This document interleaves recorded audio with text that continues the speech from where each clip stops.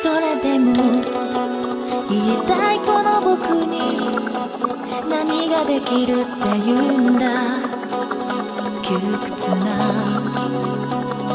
へり地に立たされた時不難な僕の腕をつかみ自分自身のありかが初めて見えたんだもっと広いフィールドへもっと深い大きなどこかへ予測もつかない世界へ向かってゆくだけ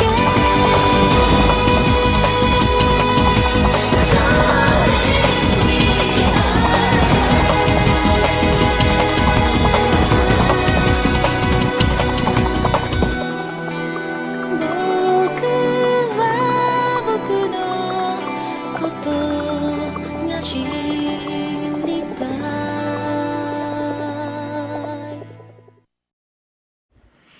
Hello and welcome to Mecha Anime Reviews. Continuing Gundam month, we have the second Gundam movie, F91. Originally planned as a full-length TV series, it was decided to take what was made of the show, which was about 13 episodes, and condense it into a theatrical feature film to mark the 10th anniversary of the Gundam franchise. It was Yoshiyuki Tomino's attempt to launch a new Gundam Saga after Char's counterattack. He recruited character designer Yoshikazu Yasuhiko, who worked on the original Gundam, and mecha designer Kunio Akawada, who worked on Double Zeta, to fulfill this task. Unfortunately, while the movie was a success, sequels were never materialized, leaving the F91 saga blank. Let's see what Tomino has in store for us this time. Anyway, what's the story? It is the year 0123 of the Universal Century. Peace has reigned for 27 years since Gundam Unicorn, with no threats or any trouble occurring. On the Frontier 4 space colony, Seabrook Arno is watching his girlfriend Cecily Fairchild compete in a beauty pageant, when suddenly, the colony is under attack by the Crossbone Vanguard. They seize control of the colony, as Seabrook and his friends and sister manage to escape, but Cecily is revealed to be the granddaughter of the Ronin family, the leaders of the Crossbone Vanguard, and is left behind. Seabrook and friends eventually meet up with the Federation forces, with Seabrook Arno being forced to pilot the Gundam F91. The latest Federation prototype, which was also created by his mother, Monica Arno. From there, the movie chronicles Seabrook Arno's efforts to fight the Crossbone Vanguard, save Cecily, keep his friends alive, and his colony intact. The animation is excellent, though it goes without saying. It's on par with Char's counterattack in terms of technical quality. The music is done by Satoshi Kadokura. I noticed that he made a conscious effort to emulate the John Williams score to the Star Wars movies.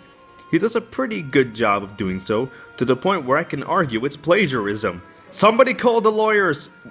Okay, in all seriousness though, I thought it was okay. Nothing really good, but not all that bad either. The English dub is done by Animaze once again, which is odd given that they mostly do the OVAs and Ocean Group usually does the main Gundam shows and movies. It's decent, with a lot of good voice actors, many of them returning from the previous Gundam OVAs, like Seabrook Arno is played by Stephen Staley, who I have to apologize for getting his name wrong the whole time. Cecily Fairchild is played by Michelle Ruff, Mizerona is played by Simon Prescott, and Sam Arok is played by— Okay, what the fuck, Kirk Thornton? Why do you keep popping up in my reviews? Are you stalking me? Why? Just what? それでも言いたいこの僕に Sorry about that. Anyway, despite the amount of talent on display here, they don't really give off the best performances. It seems like they're bored most of the time, although the script doesn't exactly help much. The movie has what I'd like to call the Fafner syndrome. Basically, it's what happens when a movie or a TV show or any kind of story whatsoever has relatively decent characters, but the story that surrounds those characters is either stupid, lame, or not explored very well. This is how I feel in regards to the characters of F91. None of them are stupid or annoying, which is already a step up from Char's counterattack. Some of them have the potential to be interesting and have some nice character beats, but they don't get a lot of development thanks to the condensed nature of the movie and the script. The soundtrack is not the only thing that F91 decides to emulate from Star Wars. Certain characters are based around Star Wars characters, like Iron Mask is based on Darth Vader, Cecily is based on Princess Leia, etc, etc. Several mechs from the Crossbow Vanguard look like stormtroopers from the original trilogy, and the story even shares some plot elements from there as well. It basically tries to be Star Wars.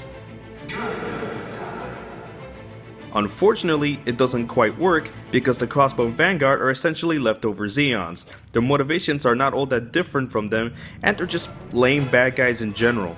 Iron Mask could have been interesting, but again, because the movie is heavily condensed as hell, he doesn't get too much development. Besides, a Gundam version of Star Wars is not all that unique. I mean, wasn't Zeta Gundam basically the story of a young teenage boy who runs away from home to join the resistance movement fighting against an evil oppressive force that controls the galaxy and killed his family, eventually going on a mission to destroy a gigantic laser weapon of mass destruction, all the while being trained by a wise mentor who fought in the previous war to unlock a power deep within himself, a power shared by the bad guys, one of them being a former pupil of said mentor? I'm just saying, Zeta Gundam was a better Star Wars homage than the actual Star Wars homage. The biggest problem with the movie is a very simple one. As I stated before, the plot is basically a condensed version of the 13 episodes produced before the movie began. And let's just say, it's very easy to tell. Entire subplots and characters are rushed and underdeveloped because of this, not to mention the plot moves on a very haphazard manner. One scene, Seabug is angsty about killing someone, the next he's in Frontier 4 trying to rescue Cecily. I get that this was meant to be a TV show, but that's why you revise your script. Somebody should have taken over and rewritten the whole thing so that it can feel like, you know, a movie, not a series of episodes thrown into a blender. Still, in spite of these issues, F91 isn't really all that terrible. It's a relatively okay entry in the Gundam franchise. It's leagues above Char's Counterattack, though it doesn't really take too much to accomplish. Has some decent characters and some interesting ideas, but it's too rushed and underdeveloped to be particularly interesting. Oh well, see you next time on the next Mecha Anime Reviews as we take a look at the infamous Victory Gundam. They weren't supposed to have any real battle strength. So how is it I lost 3 suits and have 2 damaged? Obi-Wan never told you what happened to your father. He told me enough! He told me you killed him. No. I am your father.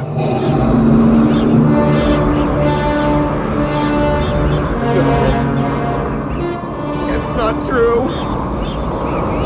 That's impossible! Search your feelings. You know it to be true.